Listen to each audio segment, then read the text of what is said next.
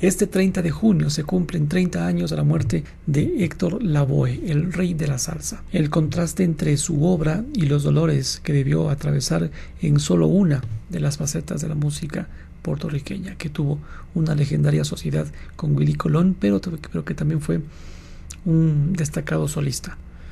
Un día como hoy, hace 30 años, se apagó su voz y con su silencio se cerró uno de los capítulos más brillantes en la historia, no solo de la salsa, sino de la música popular latinoamericana. Este martes 30 de junio del año 93, el llamado cantante de cantantes, de los cantantes, uno de los tantos sobrenombres, títulos nobiliarios que él recibió de parte del pueblo, falleció de un paro cardíaco en el Memorial Hospital de la ciudad de Nueva York. En ese entonces él tenía 46 años, pero ya estaba muerto desde muchísimo antes. ¿Por qué? Solo esperaba a que la parca lo viniera a recoger. Si bien él ya padecía de VIH tras haber usado una jeringa contaminada a raíz de su adicción a la heroína, entre otras tantas cosas, y más en esa época en la que la medicina no era tan avanzada y no encontraba aún con tantas herramientas para combatir o controlar esta epidemia, el asesinato de su hijo lo sentenció. Era 1987, el menor de sus vástagos, Héctor Pérez Jr., recibió un impacto mortal de bala mientras un amigo suyo limpiaba su pistola. Nadie en la música popular del Caribe fue capaz de transformar el dolor en júbilo como lo hizo el cantante y compositor boricua. Su historia personal fue demasiado dolorosa, por no decir kármica. Quizás fue el precio que él tuvo que pagar por hacer lo que más amaba, cantar. Incluso hoy esos soneos extendidos que van tomando impulso en clásicos como El día de mi suerte, incluido en el álbum Lo Malo de 1973 y perteneciente a su etapa con Willie Colón, provocan tormento, golpean el pecho y el corazón y el espíritu hasta la inconsciencia. Justo esa canción devino una especie como de himno para todos los desesperanzados. Muchas veces me pongo a contemplar que yo nunca a nadie le he hecho mal, versa uno de sus pasajes. Pero ¿por qué la vida sí me ha de tratar si lo que yo he buscado es la felicidad? Trato de complacer la humanidad, pero mi dicha aquí ha sido fatal. Y esto lo interpretó pues en clave de bomba y plena puertorriqueñas, dos de los ritmos más alegres de las Antillas Mayores. ¡Qué paradoja! El año previo a su muerte, en febrero de 1992, el también llamado Rey de la Puntualidad ofreció su última entrevista para la cadena estadounidense Telemundo. La notera puertorriqueña Gloria Soltero contó tiempo después que tras ver estas condiciones en las que él estaba, la otra estrella de la salsa llamó a su productora para avisarle que iba a cancelar la nota. No deseaba que estos telespectadores se sorprendieran con su estado en las antípodas de esa alegría que invadió a millones de hogares en Latinoamérica y Estados Unidos. Al final la convencieron para que ella la hiciera esta entrevista. Le dijeron que la idea era poder ayudarlo. Lavoe vivía en ese momento en Nueva York, en un departamento pequeño y precario, donde el vaho del humo del cigarrillo se había arraigado tanto en el lugar, fumaba tanto que tenía los dedos manchados por el tabaco. Antes de mirarle las manos, la periodista vio salir al artista de un cuarto oscuro. Estaba tan deslúcido que tuvieron que llamar a un maquillador para resucitarlo.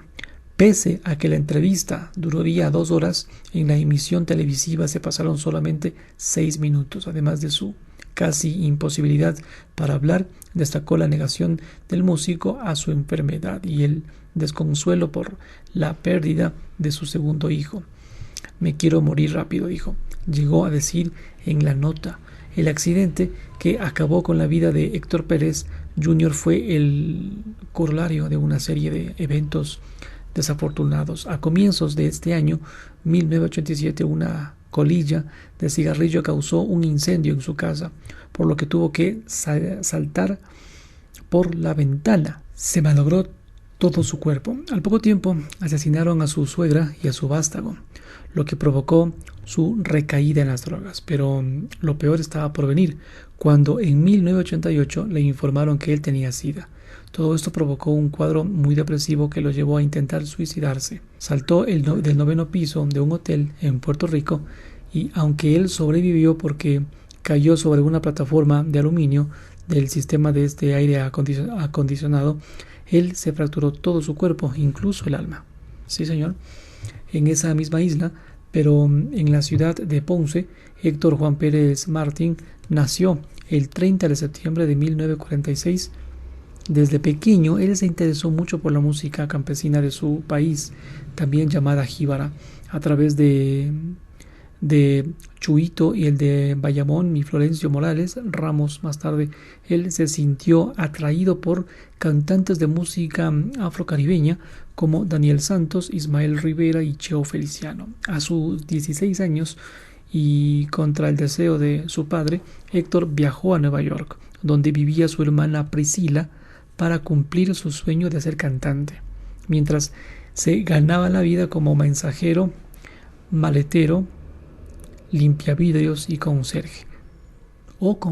Se probó en varios grupos de música latina hasta que en 1966 conoció al músico y empresario Johnny Pacheco, quien él le ofreció grabar con el entonces enfant terrible de esta escena, Willy Colón. Esta sociedad plasmó en total 11 discos, entre los que sobresalen Lo Malo, grabado en 1973, Asalto Navideño en 1970 y The Good, The Bad and The Ugly en 1970. El dúo le inyectó a la entonces incipiente salsa la impronta callejera. Willy Colón lo hizo con este sonido arrabalero orquestado desde su trombón, en tanto que Héctor el día le dio ese matiz un poco malandro a historias sobre la realidad latina en Nueva York, en la Nueva York de aquel entonces, de la primera mitad de los años 70. Sin embargo, la sociedad se quebró. Colón quiso seguir solo y Lavoe, con esta sensación de traición, no tuvo más remedio que seguir por su propia cuenta. Lo bien que le vino, pues, porque en esta instancia consiguió su consagración, pero su ex socio no le soltó la mano. En 1975 apareció su debut como solista, obra maestra del género, La Voz, pero para esa época era cantante este cantante y ya estable de la superorquesta de la salsa Fania All Star, compuesta por artistas desde el sello Fania Records, del que él era parte, que tuvo su cenit en 1974, cuando actuó con Zaire, el quien está registrado en un homónimo álbum en vivo. Fue el preámbulo de la música de la mítica pelea de boxeo entre Mohamed Ali y George Foreman. Héctor Lavoe pasó a la inmortalidad con su tercer disco, titulado Comedia, de 1978, que incluye su tema Manifiesto el Cantante, cuya letra fue compuesta por Rubén Blades.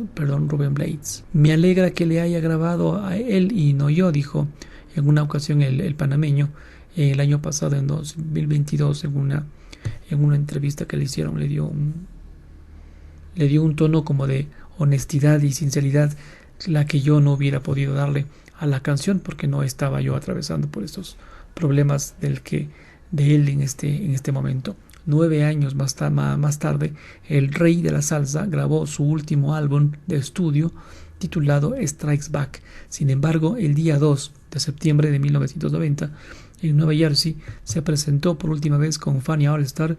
5 minutos duró su participación, en la que apenas se entendía lo que hablaba, lo que cantaba.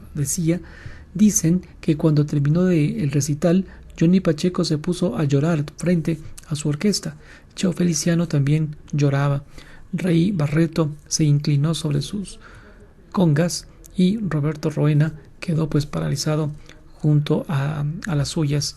La prensa llamó a ese show la noche en que Lavoe cantó en silencio.